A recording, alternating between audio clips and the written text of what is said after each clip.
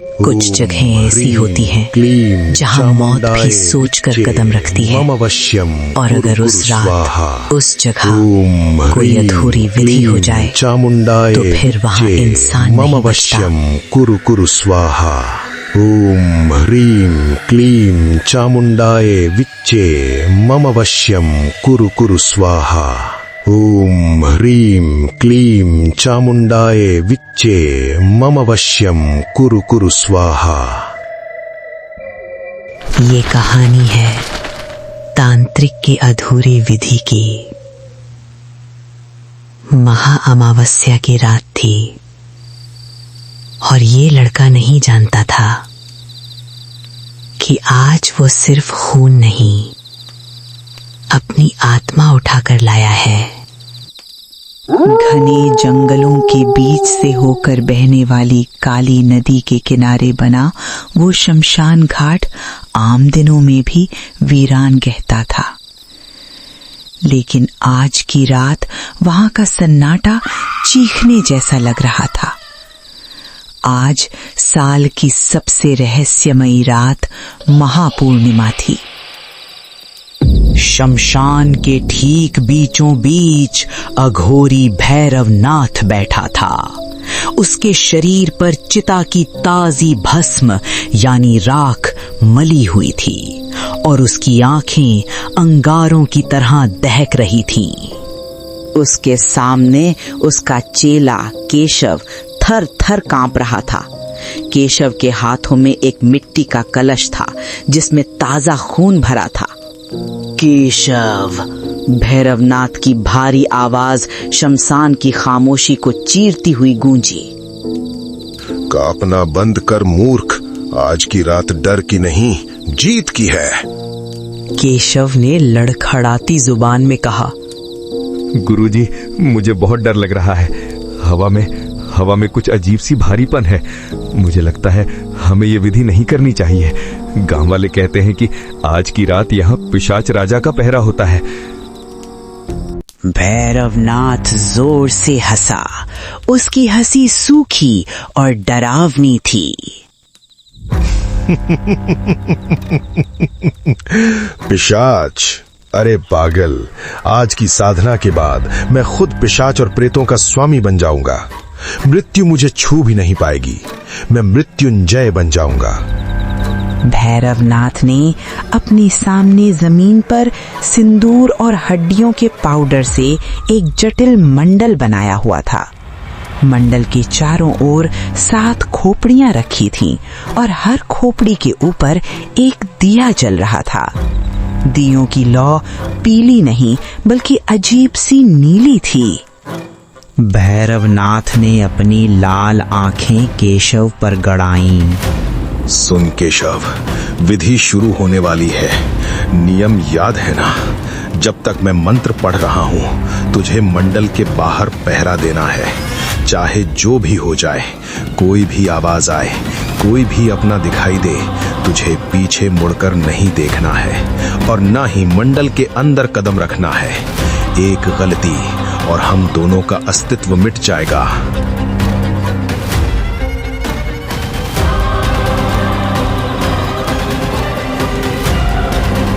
रात के 12 बज चुके थे। दूर कहीं सियार के रोने की आवाजें आने लगी थीं। भैरवनाथ ने अपनी जांघ की हड्डी से बनी बांसुरी कांगलिंग को बजाया। एक तीखी कान फाड़ देने वाली आवाज निकली जिसने शमशान के सोए हुए भूतों को जगा दिया। भैरवनाथ ने मंत्रोच्चार शुरू किया। ओम ह्रीं क्लीं चामुंडाय विच्चे मम वश्यं कुरु कुरु स्वाहा। ओम ह्रीं क्लीं चामुंडाय भारी और गूंजने वाली थी। जैसे जैसे मंत्र तेज होते गए शमशान की आग भड़कने लगी। जो चिताएं ठंडी हो चुकी थी उनमें से भी धुआं निकलने लगा। केशव मंडल के बाहर करीब 10 कदम की दूरी पर पीठ करके खड़ा था। उसके पसीने छूट रहे थे। उसे महसूस हो रहा था कि उसके चारों तरफ अंधेरे में परछाइयां रेंग रही हैं। उसे महसूस हो रहा था कि उसके चारों तरफ अंधेरे में परछाइयां रेंग रही हैं। अचानक उसे अपने ठीक पीछे किसी के चलने की आवाज सुनाई दी। छप छप छप, जैसे गीले पैरों से कोई चल रहा हो। केशव, एक जानी पहचानी आवाज आई। केशव का दिल धक से रह गया। ये आवाज उसकी मरी हुई माँ की थी। केशव बेटा, यहाँ से भाग जा। ये आदमी शैतान है, ये तुझे मार डालेगा। केशव की आंखों में आंसू आ गए। वो पलटना चाहता था, लेकिन उसे गुरुजी की चेतावनी याद थी, पीछे मुड़कर नहीं देखना है। उसने अपनी आंखें कसकर बंद कर ली। उधर भैरवनाथ का जाप चरम पर था। अब वो संस्कृत के ऐसे मंत्र बोल रहा था जो इंसानी भाषा से परे लग रहे थे। मंडल के डीट से काला धुआं उठने लगा और एक आकार लेने लगा। भैरवनाथ जिस शक्ति को बुला रहा था वो कोई साधारण आत्मा नहीं, बल्कि ब्रह्म पिशाच था। भैरवनाथ चिल्लाया, आओ, मेरी आज्ञा का पालन करो, मैं तुम्हें बंधन में बांधता हूँ। लेकिन भैरवनाथ ने उसे अंधा कर दिया था। उसने विधि में एक छोटी सी लेकिन घातक गलती कर दी थी। जिस 7वीं खोपड़ी का उपयोग उसने किया था वो किसी कुंवारे मृत व्यक्ति की नहीं, बल्कि एक गर्भवती महिला की थी जिसकी हत्या हुई थी। ये तंत्र शास्त्र के नियमों के विरुद्ध था। उसी समय शमशान घाट के बाहर जीप की हेडलाइट चमकी। इंस्पेक्टर विक्रम सिंह अपनी टीम के साथ गश्त पर थे। उन्होंने शमशान के अंदर से नीली रोशनी और अजीबो-गरीब आवाजें आती देखी। साहब, अंदर कुछ गड़बड़ है, हवलदार ने कहा। विक्रम ने अपनी रिवॉल्वर निकाली। ये तांत्रिक फिर कोई पाखंड कर रहे होंगे, चलो देखते हैं। जैसे ही पुलिस वाले शमशान के गेट के अंदर आए, माहौल बदल गया। हवा इतनी तेज हो गई कि पुलिस वालों की टोपियां उड़ गईं। रुको, विक्रम चिल्लाया, कौन है वहां?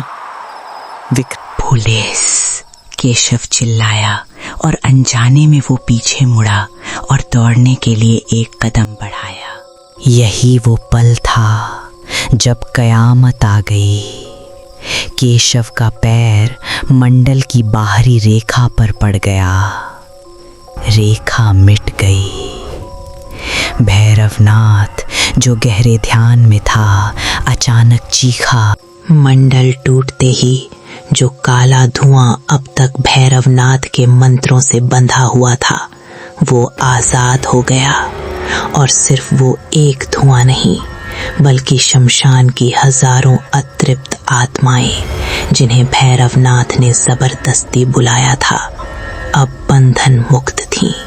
केशव जो भागने की कोशिश कर रहा था, उसने देखा कि काला धुआं भैरवनाथ के शरीर के चारों ओर लिपट गया। वो धुआं उसकी नाक, कान और मुंह के रास्ते उसके शरीर में घुसने लगा। भैरवनाथ का शरीर ऐंठने लगा, उसकी हड्डियां चटकने लगीं, कड़क कड़क। उसकी पीठ धनुष की तरह मुड़ गई। वो दर्द से चिल्लाना चाहता था, लेकिन उसके गले से आवाज नहीं निकली।